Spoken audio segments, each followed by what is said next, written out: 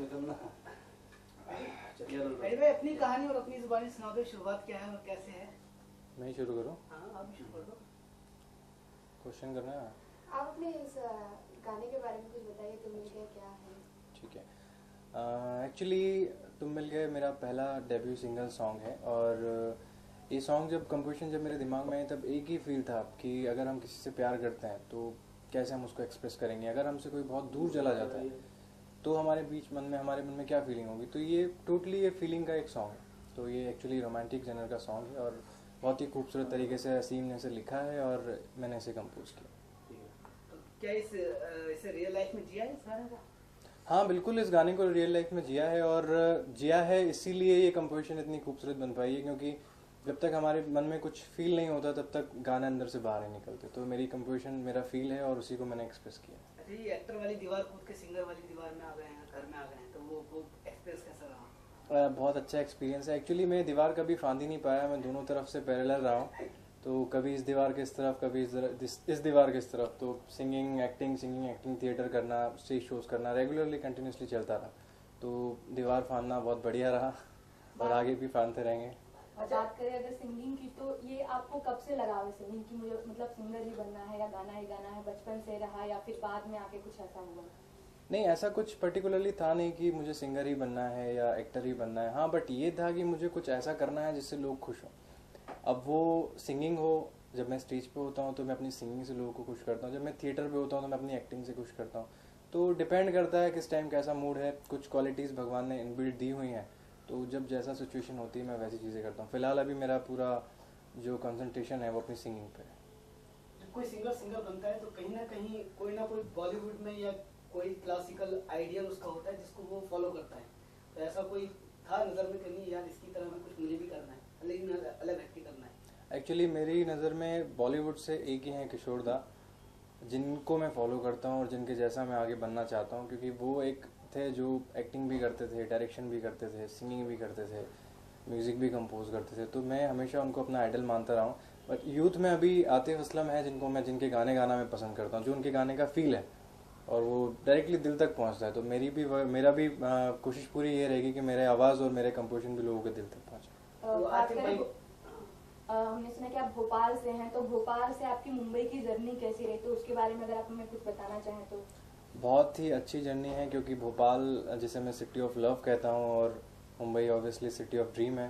तो लव से ड्रीम तक पहुँचने में ज़्यादा देर नहीं लगती, सीधे दिल से दिमाग का रास्ता होता है। तो यहाँ से लेके यहाँ तक पहुँचने में ज़्यादा तकलीफ नहीं हुई। मैं अपना होमवर्क करके आया था, मुझे सारी चीज़ें पता थी कैसे करना है, कैसे यहाँ तक आना है और कैसे एंटर करना है। तो ये उसी का एक पहला कह सकते हैं कोशिश है। सिंगिंग से पहले आपने काफी स्टेज शोज भी किए हुए हैं, तो कैसे शोज किए हैं आपने, अगर बताना चाहेंगे दर्शकों को? स्टेज शोज मैंने जो कुछ परफॉर्मेंस होते रहते थे, कुछ इवेंट ऑर्गेनाइजर्स थे जो इवेंट्स करवाते थे, वहाँ पे परफॉर्मेंस होती थी। भोपाल में, हैदराबाद में, बेंगलोर में, सभी सिटीज़ में लगभग मैंने किया हुआ है। और सिंगिंग करना, स्टेज शोज करना मुझे हमेशा से बहुत ज़्यादा पसंद रहा है, क्योंकि वहाँ आप अपनी ऑडियंस से डायरेक्टली कनेक्ट होते हैं। अगर आप कुछ अच्छा कर रहे हैं तो रिस्पॉन्स बहुत अच्छा होगा, अगर आप बहुत अच्छा कर रहे हैं तो एक्स्ट्राऑर्डिनरी रिस्पॉन्स होगा। तो स्टेज शोज करना मुझे बहुत ज़्यादा पसंद है। आज का कंपटीशन लेवल इतना बढ़ चुका है, चाहे वो सिंगिंग हो चाहे वो एक्टिंग हो, तो आप अपने आप को कहाँ तक पाते हैं? एक्चुअली कंपटीशन हमें लगता है कि बड़ा है, बट अगर आप देखेंगे तो कुछ गिने चुने लोग ही हैं जो अच्छा काम कर रहे हैं। अगर हम मूवीज़ की बात करें तो वही कुछ एक्सपर्ट्स हैं जो मूवी बना रहे हैं, जो अच्छी मूवी बना रहे हैं। तो अच्छा काम करने वाले उतने ही लोग हैं। कंपटीशन बढ़ गया है क्योंकि बहुत से हम कहते हैं ना, बहुत सारी भीड़ में से एक का निकल पाना और लोगों को उसमें से सिलेक्ट कर पाना कि कौन सा अच्छा होगा कौन सा बेकार होगा। तो ये चीज़ें हैं। बाकी मुझे लगता है कि इतना कोई कंपटीशन टफ नहीं है। अगर आप अच्छा काम करते हो, डायरेक्टली लोगों तक पहुंचता है तो अप्रिशिएशन मिलता है और आप इजीली ऊपर पहुंचते हैं, बट आपका काम अच्छा होना चाहिए। अगर बात करें सिंगिंग की, तो आपने उसकी तालीम ली है, मतलब किसी घराने से, या फिर या आपने ये नेचुरली था कि आपको लाइक गाना है, या फिर बचपन से ही ऐसा था, या फिर मतलब बड़े होकर ऐसा हुआ कि आपकी आवाज़ मतलब एक बोलते हैं कि, या फिर किसी मतलब क्लासेस लिया है सिंगिंग का, या फिर पहले से ही था ये आपकी आवाज़ में? नहीं, सिंगिंग की मैंने कोई पर्टिकुलरली ट्रेनिंग नहीं ली है। और जहाँ तक मेरी फैमिली में बहुत से ऐसे रहे हैं कि मेरी मम्मी भी गाना गाती हैं, मेरे पापा भी कहीं ना कहीं, तो इन्वॉल्वमेंट ऐसा रहा है सिंगिंग का। बाकी ट्रेनिंग मैंने कहीं नहीं ली है, जो भी है सरस्वती जी की कृपा है कि वो है और मैं उसको कर पा रहा हूँ, कैरी कर पा रहा हूँ। तो लाइफ में वो शख्स कौन है जिसे ये गाना डेडिकेट करना चाहोगे? मैं बहुत से लोगों को डेडिकेट करना चाहूँगा जिनका अभी अभी ब्रेकअप हुआ है, जिन्हें अभी अभी प्यार हुआ है, जिन्हें प्यार होने के चांसेस हैं, जिन्हें किसी से दूर होने के चांसेस हैं। तो जिसको लगता है ना कि एक एक्सप्रेशन है, अगर वो चाहता है कि प्रपोज करना चाहता है बट उसके पास कोई वर्ड्स नहीं है, हेडफोन में गाना लगाओ, कान में लगाओ, उसको सुनाओ, बहुत पसंद आएगा। 2 लाइनें गा कर सुनाइए, उसके बाद आते वतन से हम मुखातिब होंगे। बिल्कुल बिल्कुल बिल्कुल। इसका अंतरा है जो मुझे बहुत ज़्यादा पसंद है। अंतरे की कुछ लाइंस हैं जो बहुत अच्छी लिखी हैं असीम ने। तुम्ही से तो है ये मदहोशियाँ, ये बेहोशियाँ, तुम्ही से तो है हो, हो, जग जग से एहसास मेरे बातों में, सब लफ्ज तेरे जब से है तू पास मेरे। हाँ जादू है कि तेरा असर है, कुछ ना पता कुछ ना खबर है, बेताबियां क्यों इस कदर है। हाँ जो तुम मिल गए। तो ये है। ये गाना एक अपना अलग ही मूड का है और इसे कितना फील किया आपने गाते वक्त, क्योंकि वो पिक्चराइजेशन होती है उसे भी दिमाग में रखते हुए गाना होता है सिंगर के, और आपके लिए तो पहला गाना था।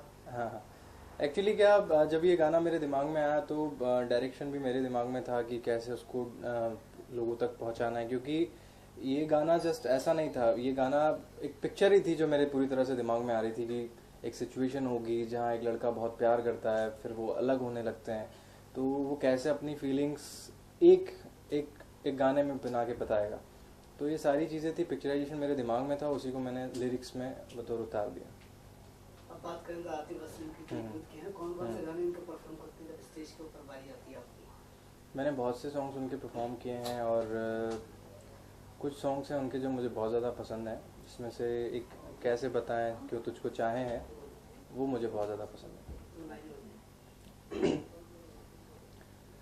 मिल के भी हम ना मिले, तुमसे न जाने क्यों मिलों के है फासले, तुमसे न जाने क्यों, कैसे बताएं क्यों तुझको चाहे, यारा बता ना पाए, तू जाने ना, तू जाने ना। तो ये है जो मुझे बहुत पसंद है। अपनी ऑडियंस से क्या कहना चाहोगे अपने गानों को लेकर? मैं अपनी ऑडियंस से ये कहना चाहूँगा कि आप प्लीज़ मेरा गाना सुने और सुनते रहें और पसंद करें और पसंद करते रहें, क्योंकि अभी आगे और भी मेरे सॉन्ग्स हैं जो बैक टू बैक आने वाले हैं और मैं इन फ्यूचर भी आपको बिल्कुल भी डिसअपॉइंट नहीं करने वाला। अगर आप एक अच्छे म्यूज़िक की समझ रखते हैं तो प्लीज़ मेरा गाना सुनें। थैंक्स।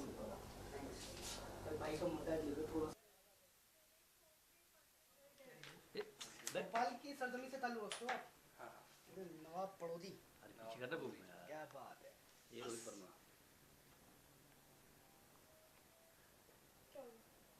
आप ऐसे गुनगुनाते हो कुछ, गुनगुनाओ आतिफ के साथ भी गाना गा दो, ऐसे मूड में आके, ये कैमरा में रुक मत देना।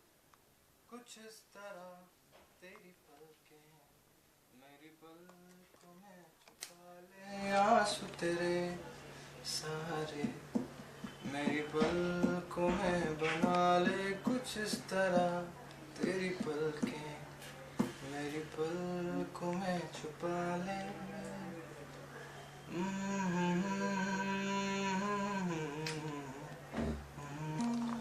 कभी पास ही रहा है फिर